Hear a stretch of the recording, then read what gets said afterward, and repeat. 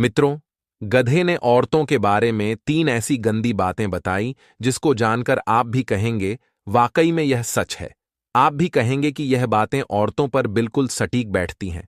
सच है, पर कड़वा है। मित्रों, गधे ने समाज को सचेत रहने के लिए कई बातें बताई हैं। सबसे पहले खूबसूरत वीडियो को लाइक करें और वीडियो का लुफ्त उठाएं। आज का प्रसंग बहुत ही सुंदर है। अंत तक वीडियो को जरूर देखें। मित्रों, यह महत्वपूर्ण जानकारी आपको इस वीडियो में सुनने को मिलेगी। आपसे निवेदन है कि इस कहानी का एक एक शब्द ध्यान से सुनना। यह महत्वपूर्ण कहानी हमारे जीवन में बहुत काम आ सकती है। किसी गांव में किसान के घर एक बकरा और एक गधा रहता था। बकरा बड़ा चालाक, बड़ा स्वार्थी था, जबकि गधा सीधा साधा और बड़ा मेहनती था। दोनों एक ही किसान के पशु थे और इकट्ठे ही घर में रहते थे।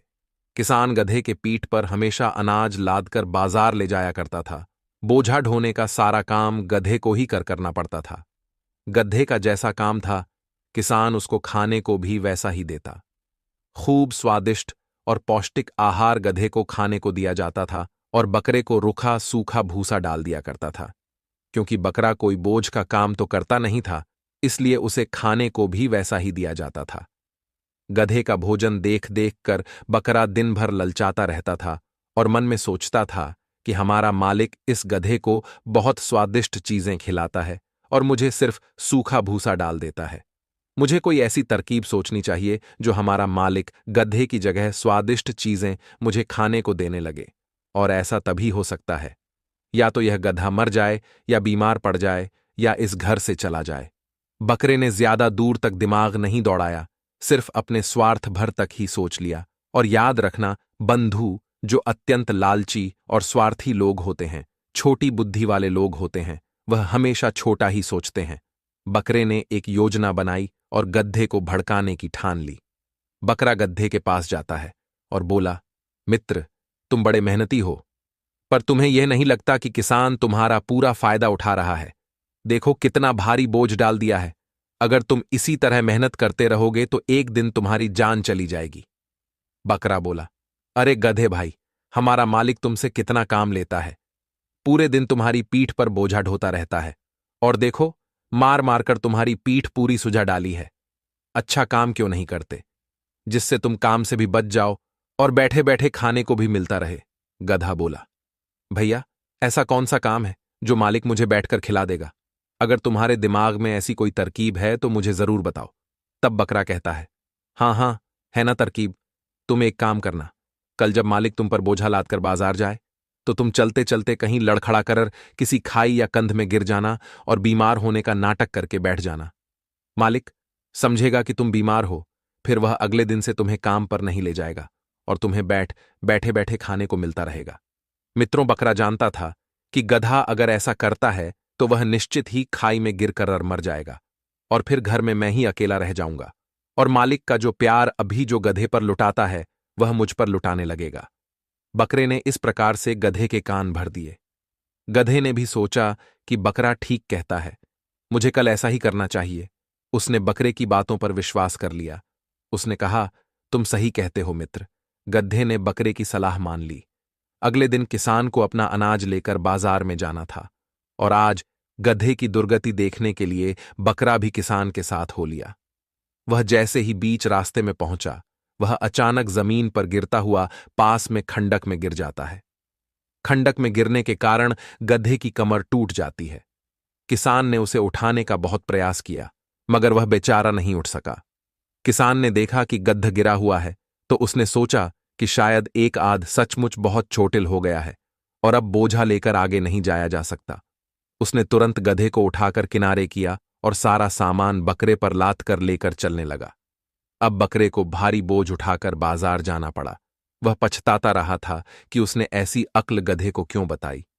बकरे के मुंह से अब हाय हाय की आवाजें निकलने लगीं। गधे ने तो मार डाला रे। 2-3 बार में किसान ने वह सारा बोझा उसी बकरे की पीठ पर लाद कर बाजार पहुंचाया, लेकिन अब कोई उपाय नहीं था। अब बहुत देर हो चुकी थी। बकरे की चालाकी उसी पर भारी पड़ गई और वह अपनी ही चाल में फंस गया।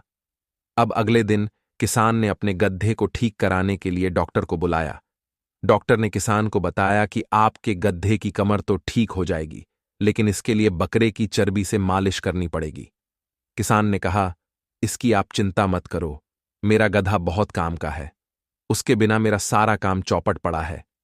बकरा तो मेरे घर में ही रहता है और वह आज मेरे गधे के काम में जाएगा। इससे अच्छी बात क्या होगी मित्रों। यह बात जब बकरे ने सुनी तो सुनकर बकरा बड़ा दुखी हुआ। बकरा थर थर कांपने लगा और कहने लगा, आज गधे ने तो बड़ा गद्धों वाला काम किया है कि यह क्या, मैंने इस गधे को ईर्ष्या, बस ऐसी अक्ल बताई, मेरी बुद्धि मेरी ही जान पर बनाई। अरे गधे, तूने तो मुझे मरवा दिया, कल मुझे किसान कटवा देगा और मेरी चर्बी से अपना गधा ठीक करेगा। यही बात सोच सोचकर बकरा बड़ा परेशान था। बकरे को अत्यंत उदास देखकर गद्द कहने लगा, अरे भाई, बीमार तो मैं हूं, तुम इतने दुखी क्यों होते हो। तब रोते रोते बकरे ने अपनी सारी चालाकी गधे को बता डाली। सुनकर गधे को भी बड़ा आश्चर्य हुआ। उस बेचारे बकरे की मूर्खता पर, या यूं कहे कि उसकी अत्यंत चालाकी पर, गधे को बड़ी हंसी आ रही थी। गधा सोचने लगा, स्वार्थी और चालक व्यक्ति दूसरों को धोखा देने की कोशिश में अक्सर खुद ही फंस जाते हैं। गधा बोलता है, बकरे भाई, अब तुम्हारा मरना तय है, तुम्हें अब कोई नहीं बचा सकता। ऐसे लोग हमेशा मुंह की खाते हैं। समझदार लोगों को ऐसे लोगों से बचकर रहना चाहिए। गधा बोला, बकरा भाई, इस संबंध में मैं तुम्हें एक कहानी सुनाता हूं। ध्यान देकर सुनो कि हमें किन किन लोगों से बचकर रहना चाहिए। बात बहुत पुरानी है। किसी राज्य में एक राजा रहता था जिसके कोई संतान नहीं थी। वह हमेशा भगवान से, देवी देवताओं से, साधु संतों से, यहां तक कि जंगल के पेड़ पौधों से हर समय प्रार्थना करता रहता था कि भगवान उसे कोई बच्चा दे दे। पर उसकी सारी प्रार्थनाएं ही बेकार चली जाती थीं। लेकिन उसे किसी भी कीमत पर संतान चाहिए थी। एक दिन वह जंगल में जाता है और एक स्थान पर जाकर प्रार्थना करता है। रोज की तरह जब वह प्रार्थना कर रहा था तो उसने एक दिव्य आवाज सुनी। वह आवाज कह रही थी, क्या तुम्हें एक लड़का चाहिए जो मर जाए, या एक लड़की चाहिए जो तेरे घर से भाग जाए। यह सुनकर वह सोच ही नहीं सका कि वह इस बात का क्या जवाब दे, तो इसीलिए वह चुप रह गया। अब वह अपने महल में आता है और अपने सारे दरबारियों को बुलाता है और उन्हें जंगल में हुई घटना के बारे में बताता है कि एक आवाज ने मुझसे यह बात कही थी कि अगर मैं बेटा मांग लूं तो वह मर जाएगा, अगर बेटी मांग लूं तो वह भाग जाएगी। मैं बड़ी दुविधा में पड़ गया हूं कि मैं उससे क्या मांगूं, मांगूं या ना मांगूं। मुझे इस बात का क्या जवाब देना चाहिए। राजा की बात सुनकर राजा के समस्त दरबारी जन राजा को सुझाव दे देते हुए बोले कि महाराज, यह तो बड़े ही धर्म संकट में डालने वाली बात है। अगर आप लड़के को मांगते हो और जन्म के कुछ दिन बाद वह मर जाता है तो यह ठीक वैसा ही होता है। तो यह ठीक वैसा ही है जैसे किसी बच्चे का ना होना। इसीलिए हम सबकी राय यह है कि ना होने से अच्छा है कि वह होना चाहिए। इसलिए आपको लड़की मांगनी चाहिए, क्योंकि अगर लड़की भाग भी गई तो भी वह कम से कम जिंदा तो रहेंगी और आप उसे कभी भी देख सकते हो। दूसरी बात, यदि हम पहले से ही सतर्क रहेंगे और लड़की की कड़ी सुरक्षा व्यवस्था और उस पर हर समय चौकसी रखेंगे तो वह भाग भी नहीं पाएगी। लड़की का भागना और ना भागना तो हमारे हाथ में है, लेकिन लड़के का मरना और उसे बचाना हमारे हाथ में नहीं है। और यदि लड़की हो गई तो हम उसे ताले में बंद करके भी रख सकते हैं ताकि वह कहीं भाग भी ना पाए। मित्रों, दरबारियों की राय लेने के बाद फिर से जंगल में जाता है और उसी जगह जाता है जहां वह रोज आकर प्रार्थना करता था। राजा के समक्ष वही आवाज फिर सुनाई देती है, हे राजा, हम तुम्हारी प्रार्थना से प्रसन्न हैं। हम तुम्हें यह संतान देने के लिए वाध्य है, परंतु तुम्हें एक ऐसी संतान चाहिए। क्या तुम्हें एक लड़का चाहिए जो मर जाए, या एक लड़की चाहिए जो भाग जाए। राजा ने कुछ देर सोच विचार करने के बाद में उस आकाशवाणी को जवाब दिया कि मुझे एक लड़की चाहिए जो भाग जाए। आकाशवाणी ने कहा, जाओ, ऐसा ही होगा। समय आने पर तुम्हारी पत्नी के गर्भ से एक पुत्री पैदा होगी जो आगे चलकर भाग जाएगी। इधर गधा कहता है, हे बकरा भाई, अब आगे सुनो। उस आकाशवाणी की कही हुई बात बिल्कुल सही साबित हुई। समय आने पर उस राजा की रानी ने एक सुंदर बेटी को जन्म दिया। बेटी होने के बाद राजा सदमे में आ गया, क्योंकि वह बेटी के चरित्र से पहले ही अवगत था। राजा को बेटी को लेकर चिंता होने लगी। मित्रों, शहर से कई मील दूर राजा का एक बगीचा था, जिसके बीच एक महल बना हुआ था। बेटी के भाग जाने के डर से वह अपनी बेटी को उसी बगीचे वाले महल में लेकर जाता है और एक आया के साथ उसने अपनी बेटी को उसी महल में छोड़ दिया। राजा और रानी अक्सर उनसे मिलने के लिए वहां चले जाते थे ताकि वह लड़की राजा और रानी से मिलने के लिए जिद न करे और वह नगर से शहर से अपरिचित रहे। उनका मानना था कि लड़की अगर शहर में आएगी और आकर्षक वस्तुएं देखेगी, आकर्षक लोगों से मिलेगी तो उसका मन भटके। इसीलिए उसे इन सब चीजों से दूर रखा गया था ताकि वह इन सब बातों को और लोगों से अपरिचित रहे और वह वहां से भाग ना सके। राजा और रानी अपनी बेटी से मिलने जब कभी महीना 2 महीना बाद जाते रहते थे। धीरे धीरे जब राजकुमारी बड़ी हो गई, जवानी की सीढ़ी पर जब उसने कदम रखा तो उसका मन आकर्षक वस्तुओं को देखने का होने लगा। मित्रों, एक दिन एक नौजवान व्यक्ति उस बगीचे की तरफ आता है और उसने राजकुमारी को देखा और उस राजकुमारी ने नौजवान को देखा तो दोनों में प्रेम हो गया। राजकुमारी ने पहली बार किसी सुंदर पुरुष को देखा था तो देखते ही उसे उससे प्रेम हो जाता है। वह पुरुष राजकुमारी को आया है, रिश्वत में बहुत सारे पैसे देता है और राजकुमारी से मिलने की इजाजत ले लेता है। कुछ दिन तक दोनों का मिलना जुलना चलता रहा। धीरे धीरे उनका प्रेम परवान चढ़ने लगा। दोनों को एक दूसरे से प्रेम हो जाता है। दोनों ने खुशी खुशी शादी कर ली। दोनों ने यह शादी अपने माता पिता को बिना बताए ही कर ली थी। इस प्रकार धीरे धीरे वह युवक राजकुमारी को शहर में घुमाने ले जाने लगा। 9 महीने उपरांत राजकुमारी ने एक सुंदर बेटे को जन्म दिया। अगली बार जब राजा अपनी बेटी से मिलने आता है तो पहले वह उसकी आया से मिला।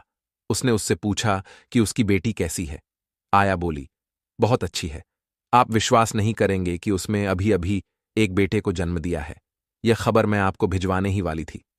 मित्रों, यह सुनकर राजा के पैरों के नीचे जमीन खिसक जाती है। सोचने लगा कि जिस बात के डर से मैंने उसे शहर से इतनी दूर बगीचे में रखा था और वही बात हो गई। राजा को बहुत शर्मिंदगी महसूस हुई और वह बहुत गुस्सा भी हुआ। राजा ने उस लड़की से कोई भी रिश्ता रखने से इनकार कर दिया। वह राजकन्या अपने पति और बेटे के साथ उसी बगीचे वाले महल में रहने लगे। यह सुनकर राजा ने उसे कोई रिश्ता रखने से मना कर दिया। इस तरह राजकुमारी अपने पति और बेटे के साथ उसी महल में अकेली रहती रही। धीरे धीरे उसका बेटा बड़ा होने लगा। राजा ने तो उससे संबंध ही तोड़ दिया था।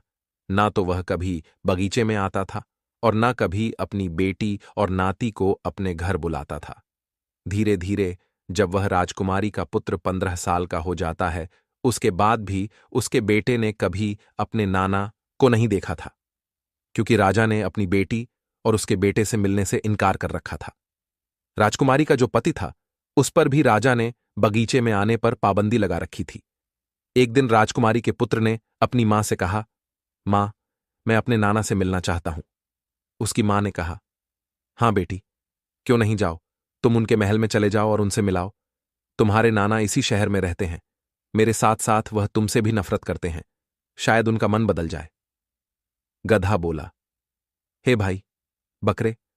अगले दिन राजकुमारी का पुत्र सुबह जल्दी उठा और एक घोड़े पर सवार होकर काफी सारा पैसा लेकर अपने नाना से मिलने के लिए चल देता है। जब वह वहां पहुंचा तो उसके नाना ने उसे कोई प्यार नहीं दिखाया, बल्कि उसकी तरफ देखा भी नहीं और उससे बोले भी नहीं। इस प्रकार कई बार राजकन्या का बेटा राजा से मिलने के लिए जाता है, मगर राजा ने उसका ठीक से स्वागत नहीं किया। कुछ दिनों के उपरांत वह राजकन्या का पुत्र अपने नाना से कहता है, नाना जी, आप मेरी मां से और मुझसे इतने नाराज क्यों रहते हैं? लड़के की बात का राजा ने कोई उत्तर नहीं दिया। लड़के ने फिर पूछा, नाना जी, आप कुछ बोलते क्यों नहीं? तुम मेरी मां को कौन सी शर्त पर क्षमा कर सकते हो? मुझे बताओ, मैं तुम्हारी वह हर शर्त पूरी करने को तैयार हूं। राजा कहने लगा, पुत्र, मैं तुम्हें और तुम्हारी मां को एक शर्त पर क्षमा कर सकता हूं। जब तक तुम जंगल में रहने वाली जादूगरनी का सिर काट कर नहीं लाओगे, तब तक मैं तुमसे नहीं बोलूंगा। यदि तुम उस जादूगरनी का सिर काट कर मुझे लाकर दे दोगे, तो मैं तुम्हें और तुम्हारी मां को अपना लूंगा। राजकुमार बोला, नाना जी, आप चिंता ना करिए, मैं आपकी यह इच्छा जरूर पूरी करूंगा। मैं उस जादूगरनी का सिर काटकर अवश्य लाऊंगा। राजा बोला, यही तो मैं चाहता हूं कि तुम वहां जाओ और उस जादूगरनी का सिर काटकर लाओ। मित्रों, राजा के मन में कपट चल रहा था। वह उस लड़के को अपने कपट जाल में फंसा रहा था, क्योंकि वह जादूगरनी एक ऐसी जादूगरनी थी जो कोई उसको देखता था वह पत्थर का बन जाता था। और यह बात वह राजा जानता था कि उसके नाती के साथ भी यही होने वाला है। ये उसका शीश लेने जाएगा और उसका चेहरा देखते ही पत्थर का बन जाएगा। इसलिए उसने यह कहा था कि वह उस जादूगरनी का सिर काट कर ले आए। मित्रों, लड़का जादूगरनी के पास के लिए चल देता है। मित्रों, आगे की हर कठिनाइयों से वह अनजान था। उस लड़के ने एक बहुत ही बढ़िया घोड़ा चुना और कुछ पैसे और कुछ खाने पीने का सामान लेकर चल पड़ता है। चलते चलते रास्ते में उसे एक बूढ़ा व्यक्ति मिलता है। बूढ़े व्यक्ति ने जब उस नौजवान बालक को जंगल की ओर जाते हुए देखा तो पूछने लगा, बेटे, तुम कहाँ जा रहे हो? लड़के ने जवाब दिया, बाबा, मैं जादूगरनी का सर काट कर लाने के लिए जा रहा हूं। मेरे नाना मेरी मां से बहुत नफरत करते हैं। वे बस इसी शर्त पर मुझे और मेरी मां को अपना सकते हैं। बूढ़ा आदमी समझ गया कि राजा की नीयत साफ नहीं है। जरूर उसने इस बालक को जादूगरनी के हाथों मरने के लिए छोड़ दिया है। बूढ़ा आदमी बोला, बेटे, इस काम के लिए तुम्हें एक ऐसा घोड़ा चाहिए जो उड़ सके, क्योंकि वहां पहुंचने के लिए तुम्हें एक पहाड़ के ऊपर से जाना पड़ेगा, जिस पर बहुत सारे बाघ और जहरीले जीव जंतु रहते। अगर तुम इस घोड़े से जाओगे तो यह तुम्हारा घोड़ा, और तुम दोनों उन जंगली जीवों का भोजन बन जाओगे। निश्चित ही वे तुम दोनों को खा जाएंगे। लड़का कहता है, बाबा, मुझे ऐसा घोड़ा कहाँ मिलेगा जो उड़ता हुआ जा सके, मुझे उस जादूगरनी तक पहुंचा सके। बूढ़ा कहने लगा, रुको, मैं तुम्हें एक ऐसा घोड़ा लाकर देता हूं। यह घोड़ा नदी, पहाड़ों और जंगलों के ऊपर से उड़ता हुआ उस जादूगरनी तक तुम्हें पहुंचा देगा। इतना कहकर वह बूढ़ा आदमी गायब हो जाता है और वह एक अद्भुत और शानदार घोड़े के साथ फिर से प्रकट होता है। घोड़ा उस बालक को देते हुए बूढ़ा आदमी कहने लगा, बेटे, अब तुम मेरी बात ध्यान से सुनो। तुम सीधे सीधे उस जादूगरनी को नहीं देख सकते, क्योंकि अगर तुमने उसे देखने का प्रयास किया तो तुम पत्थर के बन जाओगे। तुम भी उसे देखने के लिए एक विशेष तरह के शीशे की मदद लेनी होगी, और मैं तुम्हें यह भी बताता हूं कि वह शीशा तुम्हें कहाँ मिलेगा और कैसे मिलेगा। तुम यहां से उत्तर दिशा की ओर चले जाओ और थोड़ी दूर जाने के बाद तुम्हें एक संगमरमर का महल दिखाई देगा और उसके आगे एक बगीचा दिखाई देगा जिसमें तरह तरह की फूल वाली पेड़ पौधे लगे होंगे। उस बगीचे में तुम्हें दो अंधी महिलाएं मिलेंगी। उन दोनों स्त्रियों के पास केवल एक ही आंख है। वे दोनों उसे एक आंख को आपस में बांटकर इस्तेमाल करती हैं, यानी कि उसे एक आंख से भी दोनों बदल बदल कर देखती है। उन्हीं स्त्रियों के पास वह शीशा है जो तुम्हें उस जादूगरनी को देखने के लिए चाहिए। यदि तुम्हें उनसे वह शीशा चाहिए तो तुम्हें उसकी उस आंख को चुराना होगा, और जब वह अपनी आंख लौटाने को कहे तो तुम बदले में उनकी आंख के बदले उस शीशे को मांग लेना। वह जादूगरनी अक्सर अपना समय घास के मैदान में गुजारती है। लड़के ने बूढ़े को धन्यवाद दिया और वह उस उड़ने वाले घोड़े को लेकर चल दिया। वो उन पहाड़ों को, जंगलों को और नदियों को ऊपर से उड़ता हुआ पार करता हुआ जाने लगा। उन जंगलों में और पहाड़ों पर अनेकों हिंसक जानवर रहते थे। अनेक शेर, चीता, भेड़िया, सांप, बिच्छू, झरी जीव जंतु रहते थे, और जो उसे खाने के लिए तैयार खड़े थे वे उसे खाने के लिए दौड़ भी रहे थे, मगर वह उनकी पहुंच से काफी ऊपर उड़ रहा था, इसीलिए वह उसका कुछ नहीं बिगाड़ सके। पहाड़ को पीछे छोड़ता हुआ वह उड़ता चला जा रहा था। तभी उसे दूर एक संगमरमर का महल दिखाई देता है। उसने सोचा कि शायद यही उन अंधी स्त्रियों का महल होगा। उन दोनों अंधी स्त्रियों के बीच में एक ही आंख थी। उस आंख को एक दूसरे को ले देकर इस्तेमाल करती रहती थी। वह लड़का उस संगमरमर के महल के पास पहुंच जाता है। महल का दरवाजा खटखटाने की हिम्मत नहीं कर सका। अब तो वह बगीचे में ही टहलने लगा। उधर भी दोनों अंधी स्त्रियां भोजन करने के बाद अपने बगीचे में टहलने के लिए आती है। उस समय वह राजकुमारी पुत्र एक पेड़ पर चढ़कर बैठ जाता है ताकि वे स्त्रियां उसे देख न सके कि वे बातें करती हुई उस बगीचे में ऊ रही थीं। जिस स्त्री के पास आंख थी उसने ऊपर की तरफ मुंह उठाकर देखा और बोली, बहन, तुम्हें यह महल देखना चाहिए जो राजा ने अभी नया नया बनवाया है। दूसरी बोली, अच्छा, तो तुम मुझे आंख दे दो, तभी तो मैं देख पाऊंगी। पहली वाली ने उसे आंख दे दी, पर जैसे ही उसने हाथ बढ़ाकर आंख लेनी चाहिए तो पेड़ पर बैठे उस लड़के ने नीचे हाथ बढ़ाकर बीच में से ही उस आंख को ले लिया। दूसरी बोली, अरे बहन, तुम मुझे आंख क्यों नहीं दे रही हो? तुम सारा कुछ अपने आप ही देखना चाहती हो। लाओ, मुझे भी देखने दो। पहली वाली बोली। अरे बहन, कैसी बातें कर रही हो? मैंने तो तुम्हें आंख कब की दे दी है। दूसरी वाली बोली। नहीं, तुमने मुझे आंख अभी तक नहीं दी है। सचमुच तुम मुझे बेवकूफ बना रही हो। पहले वाली स्त्री ने कहा। बहन, मैंने अभी तो तुम्हारे हाथ में वह आंख रखी थी, तुम्हारे पास नहीं है। तो कहाँ है मित्रों? इस प्रकार में दोनों आपस में बहस करती रही, जब तक कि उन्हें यह पता नहीं चल गया कि उनमें से किसी के पास वह आंख नहीं है। वे दोनों विचार करने लगी। बहन, जब हम दोनों के पास आंख नहीं है, तो फिर हमारी आंख किसने ले ली? लगता है हमारे बीच में कोई तीसरा व्यक्ति भी मौजूद है, जिसने हमारे साथ छल करके उस आंख को चुरा लिया है। तभी वे जोर से बोलती हैं। अगर वह आदमी यही है जिसने हमसे हमारी आंख ली है, तो मेहरबानी करके वह हमारी आंख हमें दे दे, क्योंकि हम दोनों के पास केवल एक ही आंख है और उसी से हम दोनों बहनें देखती हैं। अगर उसे हमसे हमारी आंख के बदले में कुछ चाहिए, तो वह हमें बता दे। हम उसे देने को तैयार है। वह हमें बताए कि वह हमसे क्या चाहता है। हम अपनी आंख के बदले में उसे वस्तु प्रदान करेंगे। तब वह लड़का पेड़ से नीचे उतर आता है और उनसे कहता है, तुम्हारी आंख मेरे पास है। मुझे इसके बदले में आपसे वह शीशा चाहिए जिसमें मैं जादूगरनी को देख सकता हूं। उन दोनों स्त्रियों ने कहा, बेटा, पहले तुम हमारी आंख हमें वापस कर दो, तभी तो हम तुम्हें ढूंढ कर दे सकेंगे। मित्रों, उस लड़के ने उनकी वह आंख लौटा दी। उनमें से एक स्त्री ने अपनी आंख लगाई और दोनों महल में चली गई। कुछ देर में ही एक शीशा लेकर वापस लौटती। उन्होंने वह शीशा उस लड़के को दे दिया और वह कुमार शीशा लेकर अपने आगे की यात्रा पर चल पड़ा। चलता रहा, चलता रहा। धीरे धीरे वह जादूगरनी के बगीचे के ऊपर पहुंच जाता है। बगीचे में से सुंदर सुंदर फूलों की सुगंध हवा में ऊपर आ रही थी। जैसे जैसे वह आगे बढ़ता गया, फूलों की खुशबू और तेज होती चली गई। लड़का धीरे धीरे घास के मैदान में बने एक सुंदर महल के पास पहुंच जाता है। उस मैदान में फूल ही फूल लगे थे। वह जादूगरनी अपने घास के मैदान में घूम रही थी। उस लड़के ने अपना घोड़ा थोड़ा पीछे किया और उसने जादूगरनी की तरह पिट कर ली और फिर उसी शीशे में देखता हुआ वह जादूगरनी की ओर बढ़ने लगा। जादूगरनी को अपनी ताकत पर बहुत विश्वास था कि वह उसे देखते ही लोग पत्थर के बन जाते हैं, और अपनी इसी ताकत के भरोसे पर वह किसी से बचकर भी कहीं भागने की कोशिश नहीं करती थी। जादूगरनी बगीचे में ही घूमती रहती थी।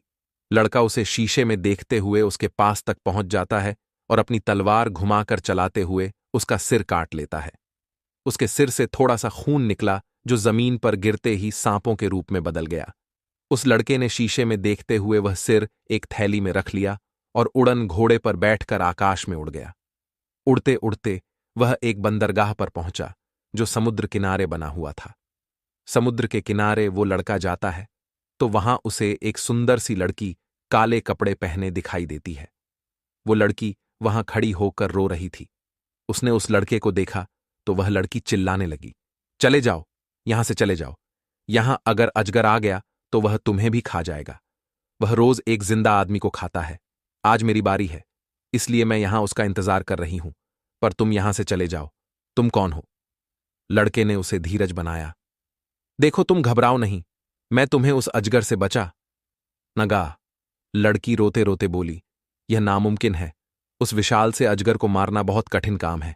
लड़का उसे तसल्ली देते हुए बोला, तुम डरो नहीं और आओ, मेरे घोड़े पर बैठ जाओ।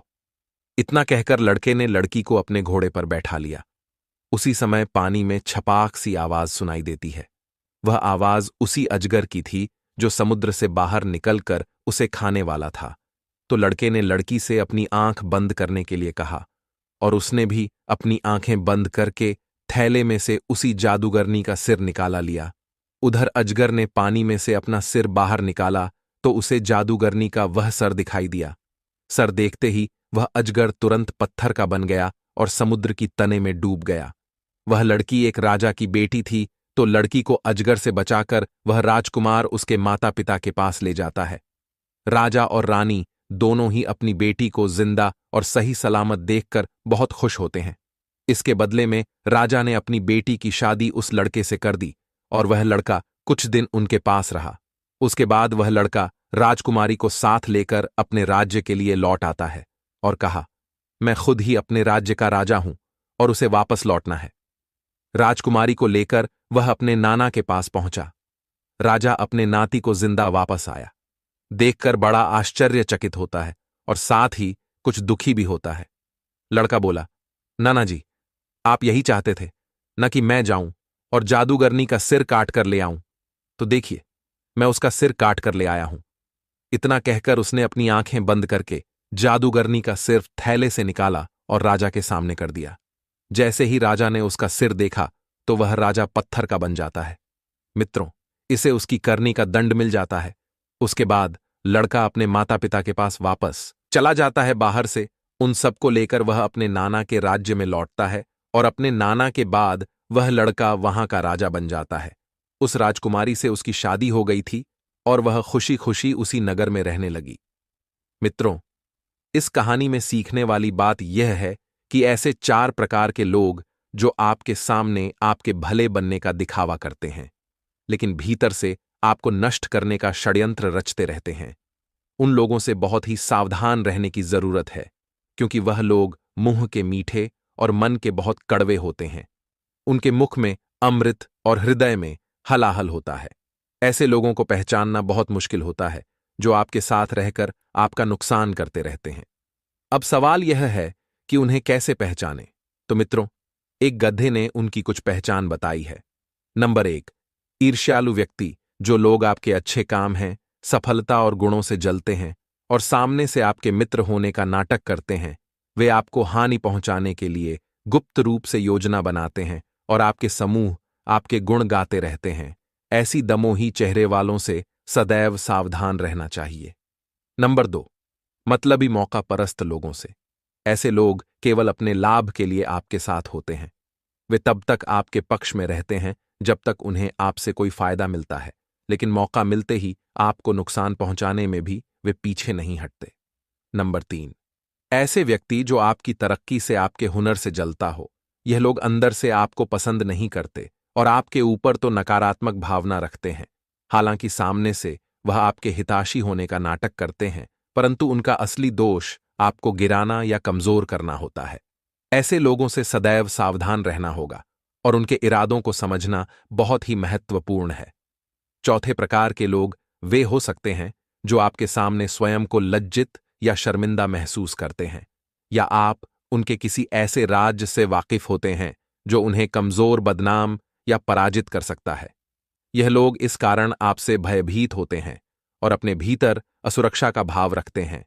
उनकी यह सुरक्षा धीरे धीरे आपको नष्ट करने की ओर ले जाती है, क्योंकि वे आपके प्रति विश्वास और द्वेष पाल लेते हैं। यह लोग अपनी सुरक्षा के कारण आपको एक खतरे के रूप में देखते हैं और इसी कारण से आपको नीचा दिखाने या नुकसान पहुंचाने का प्रयास करते हैं, क्योंकि आप उनके किसी गहरे राज्य से अवगत हैं। वे इस तरह डर में जीते हैं कि आप उनका कब पर्दाफाश कर सकते हैं, इसलिए वे आपके प्रति भीतर ही भीतर शत्रुता पाल लेते हैं। रिश्तों में झूठी विनम्रता। ऐसे लोग आपके सामने झूठी विनम्रता और सम्मान दिखाते हैं, लेकिन उनके भीतर आपकी ओर नकारात्मक भावनाएं होती हैं जो समय के साथ हानिकारक बन सकती है। गधा बोला, मित्र, तुम्हारे जैसे लोग जो अंदर ही अंदर लोगों की खुशियों से जलते हैं, उनका उसी राज्य की तरह हाल होता है। मित्रों, अपनी दूर के कारण बकरा मर गया और उसकी चर्बी का इस्तेमाल गधे की कमर ठीक करने के लिए किया गया। तो मित्रों, इसीलिए ऐसे लोगों से हमें सचेत रहना है। तो इस कहानी से आपने क्या सीखा? कमेंट सेक्शन में अपनी राय जरूर देना। मिलते हैं आपसे अगली वीडियो में एक और ज्ञानवर्धक चर्चा के साथ, सच्चे दिल से। बस कमेंट में जय श्री कृष्णा जी